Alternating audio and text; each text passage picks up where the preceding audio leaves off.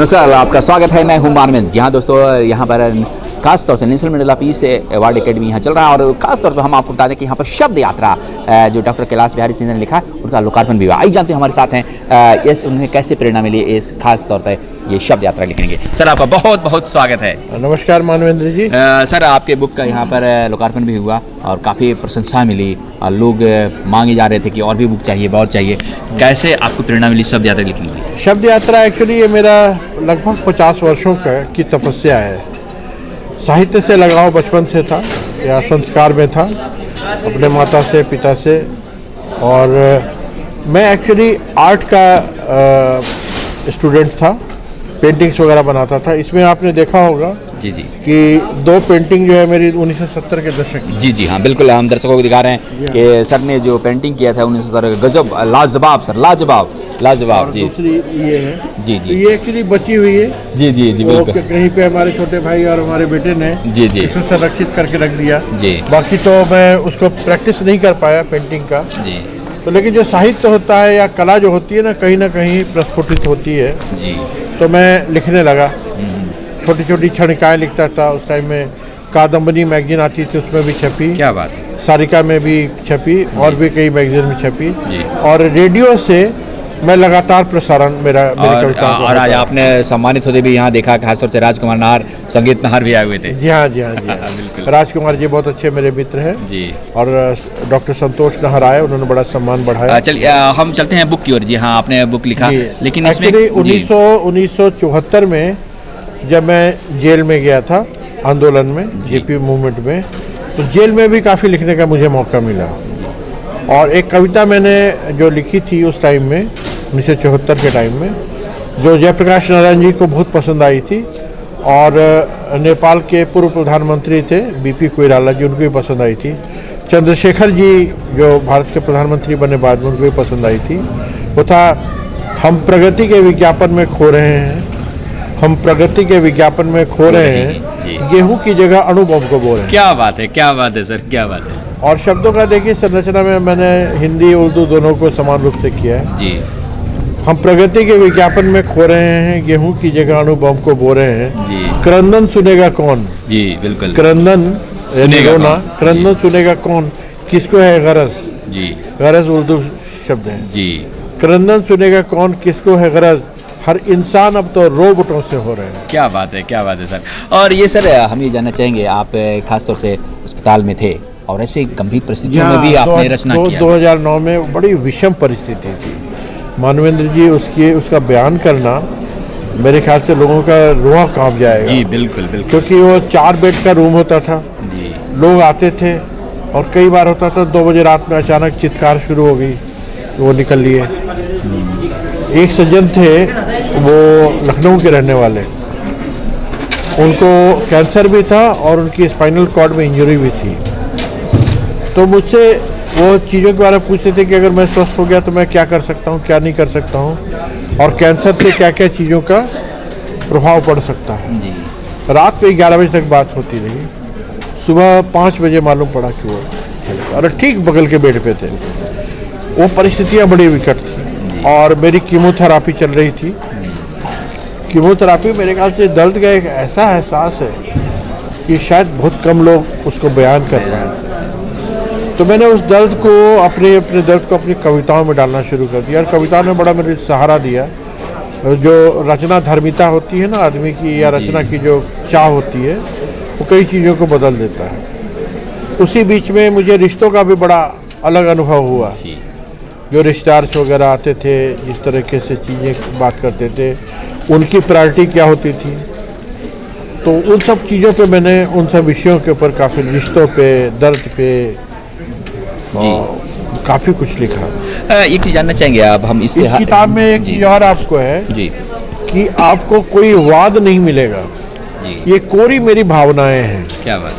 जब जहाँ जैसी परिस्थिति आई और मेरी भावनाओं ने शब्द निकाले, मैंने उसको लिख डाला। क्या बात है सर, क्या बात है। सर हम अभी इस शब्द यात्रा पर और भी बात करेंगे, आगे भी एपिसोड में बात करेंगे। अब हम एक बात करना चाहते हैं श्याम बिहारी सिंह के बारे में, श्याम नारायण सिंह के बारे में। जी हाँ, इनको यहाँ पर खासतौर से उनकी निश्चित भी दिखाया गया।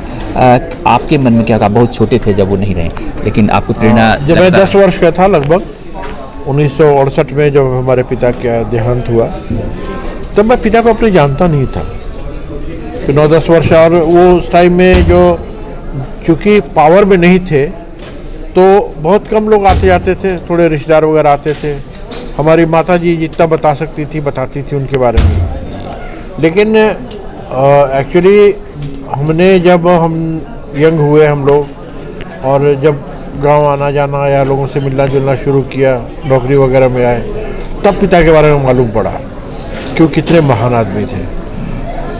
क्योंकि हम में से कोई भी किसी भी ना एमएलए है, ना एमपी है, ना सत्ता के नज़दीक है जी, तो अपने पिता को वो सम्मान हम नहीं दिला पाए जो उनको मिलना चाहिए था, इतिहास में जिस तरह से वर्णन होना चाहिए था।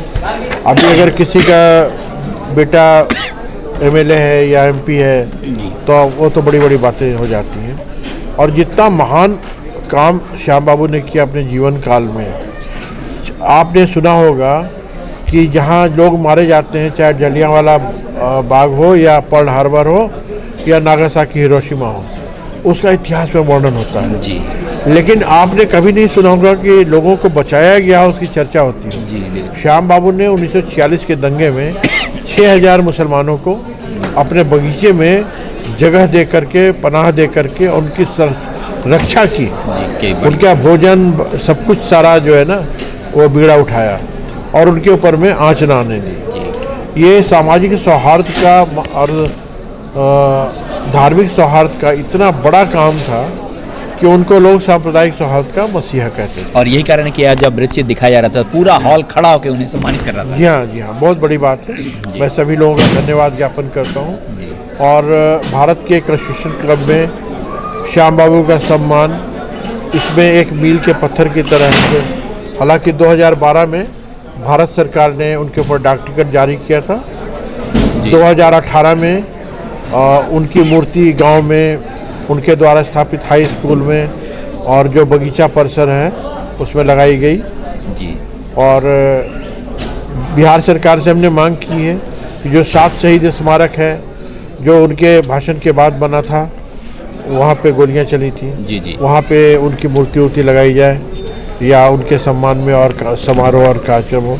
मैं चाहता हूँ कि श्याम बाबू के किए हुए कामों को ज़्यादा से ज़्यादा लोग जानें, इसीलिए मैंने श्याम नारायण सिंह फाउंडेशन की स्थापना की है और जिससे मैं लोकहित के बहुत सारे काम कर रहा हूँ। आप सेल्स से जुड़े रहे हैं और सेल्स वाले को बड़ा काम टाइम मिलता है, ऐसे में भी आपने शब्द रचना आपने दुखती रख पे हाथ रख दिया। आप ऐसा कह सकते हैं कि लगभग 50 वर्षों से हार्डकोर सेल्समैन हूँ जी। अब आप अलग अलग परिस्थितियों में अलग अलग पोजीशन या ये हो गया, आज मैं एक निजी संस्थान में एसोसिएट वाइस प्रेसिडेंट हूँ जी, लेकिन कभी मैं sales representative, sales officer, sales manager, ये मेरी पूरी यात्रा रही जी। और बिल्कुल विपरीत परिस्थितियाँ होती हैं वहाँ पे, पूरी तरह से मतलब हृदयहीन लोगों के साथ में डील करना पड़ता है जो सिर्फ प्रॉफिट की बात करते हैं। वहाँ पे संवेदना को जगाए रखना बड़ी बात है। जी हाँ, बिल्कुल, और मैंने कोशिश की। जी हाँ, बिल्कुल। आपका बहुत बहुत शुक्रिया, बहुत बहुत धन्यवाद हमसे बात करने के लिए। और शब्द यात्रा लोगों को खासतौर से शब्द को और मजबूत करेगा, ऐसी हम ये कामना करते हैं। और जिस प्रकार से आपने किया है, ये डॉक्टर कैलाश बिहारी सिंह की एक किताब है जिसका यहाँ पर लोकार्पण हुआ और काफ़ी प्रशंसा मिली। सर ने एक कविता सुनाई, लेकिन चलते चलते सर हम चाहेंगे कि आप एक कविता का पाठ जरूर करें हमारे लिए, भले ही 4 लाइन। जी सर। जी हाँ दोस्तों, हम आपको बता दें कि डॉक्टर कैलाश बिहारी जी हैं जो खासतौर से शब्द यात्रा के आपके वो आपको 4 लाइन सुना रहे हैं। मैं आपको एक कविता सुनाता हूँ। यह है कलयुग और काल। तुम लौटे मंगल और चंद्रचूम, तुम लौटे मंगल और चंद्रचूम, बहुत लिए धरती और आकाश घूम, बहुत लिए धरती और आकाश घूम, एफिल टावर या तकनीकी बूम। क्या बात, एफिल टावर या तकनीकी बूम, तुम 100वीं मंजिल पर रहे झूम। क्या बात है जी। बुर्ज खलीफा पे तुम 100वीं मंजिल पे रहे झूम, पर धूप छाँव का वो साया, पर धूप छाँव का वो साया, मन में अनुराग कहाँ आया। क्या बात है सर, क्या बात है। हाँ। पर धूप छाँव का वो साया, मन में अनुराग कहाँ आया, बेचैनी और बेसब्री का तुमने उपचार कहाँ पाया। जी, क्या बात। बेचैनी और बेसब्री का तुमने उपचार कहाँ कहाँ पाया।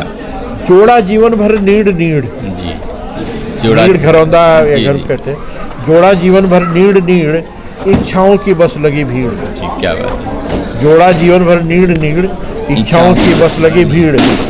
सोना भी नींद न दे पाया।